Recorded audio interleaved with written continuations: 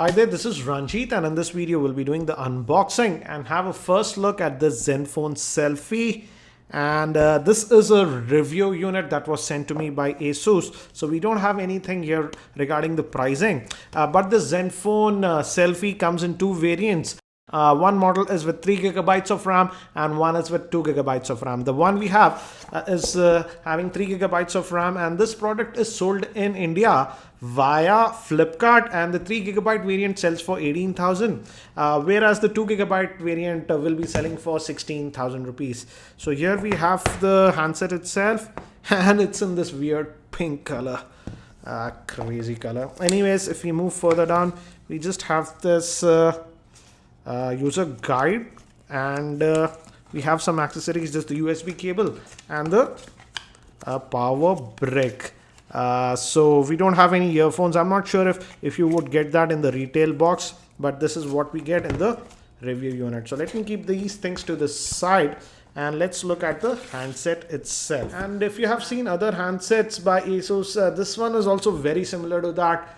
It's almost the same design, barring this front facing camera, which is also a 13 megapixel shooter and also has a dual LED flash.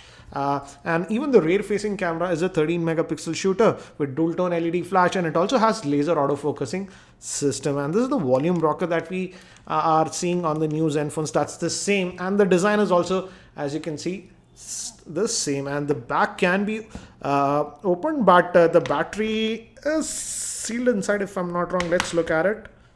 Let's just take this out. This comes out. It's so the battery can be removed, so that's nice. So it's a 3000 milliamp hour battery that we have with this one. So it comes out, and we can add our two SIM cards. SIM card one goes over here. Above that, you can also add a micro SD card up to 64 gigabytes, and the second SIM goes over here. So let me put this back and let's try to do the first boot with this device. Regarding the screen, it sports the 5.5 inch 1080p screen that we have seen with earlier Zenfones. Also, it's the same. For example, even the Zenfone 2 Laser, which just sells for 10,000 rupees.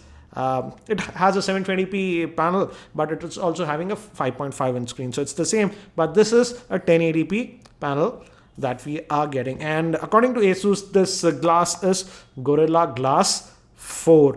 And we still have the same thing. We have touch type capacitive buttons at the bottom, that is back, home, and this is for again the multitasking. So this is the standard setup, and it runs on custom UI that is known as Zen UI, but it runs over Android Lollipop. So let me quickly just set this up and we'll continue.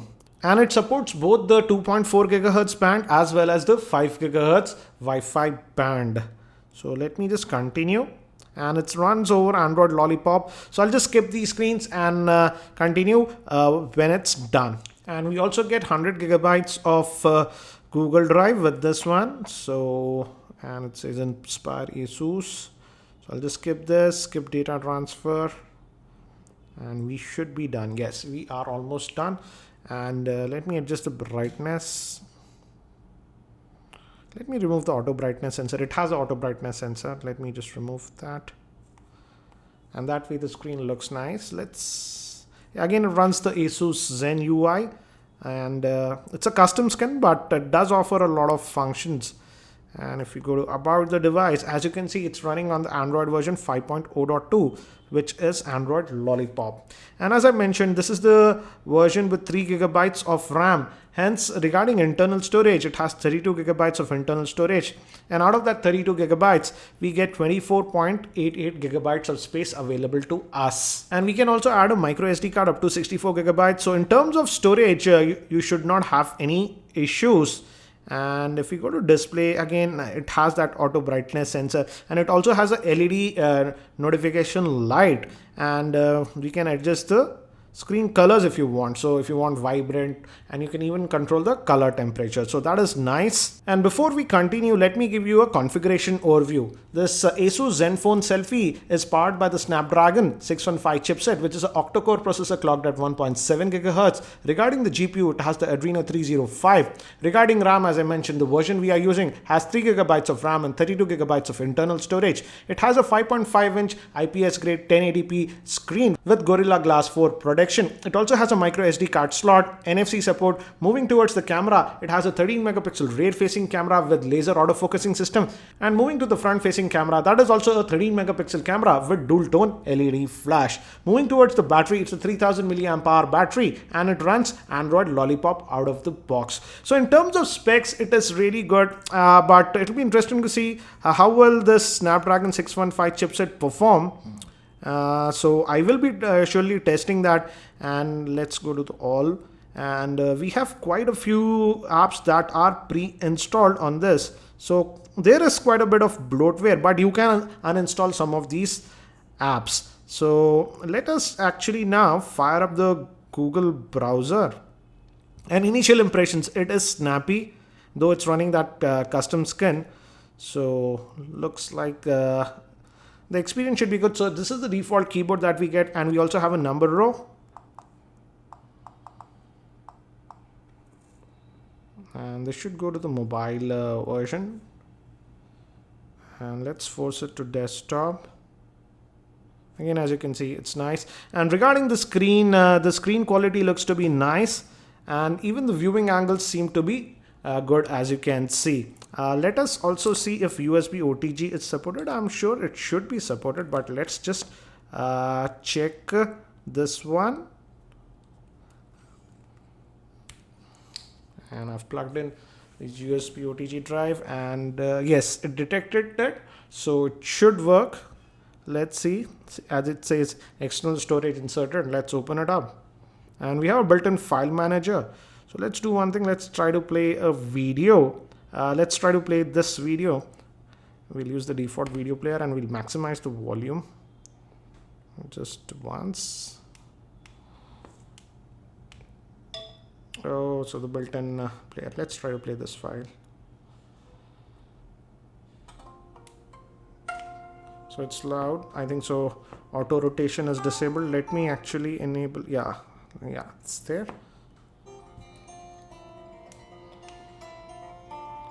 The speaker is okay. It's not the loudest, but it is definitely loud compared to earlier ZenFones.